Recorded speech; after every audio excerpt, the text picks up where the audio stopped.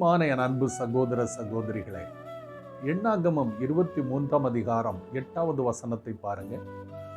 அங்க பிலேயாம் அப்படிங்கிற தீர்க்கதரிசி சொல்றார், தேவன் சபிக்காதவர்களை நான் சபிப்பது எப்படி? கர்த்தர் வெறுக்காதவர்களை நான் வெறுப்பது எப்படி? பார்த்தீர்களா? நம் ஆண்டவராகிய கடவுளுடைய குணாதிசயம் என்ன தெரியுமா? அவர் யாரையுமே சபிக்கிறவர் அல்ல, வெறுக்கிறவர் அல்ல. ஏன் தெரியுமா? மத்தேயு 5ஆம் அதிகாரம் 45ஆம் வசனத்தை பாருங்க. அவர் தீயோர் மேலும் நல்லோர் மேலும் மழை பொழிய பண்ணுகிறார், சூரியனை உதிக்க பண்ணுகிறார்.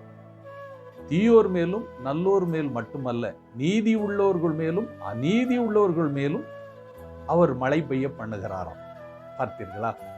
நீங்களும் நானும் பிசாசுக்கு இடம் கொடுத்து சாபத்துல பாவத்துல விழுந்தாதான்.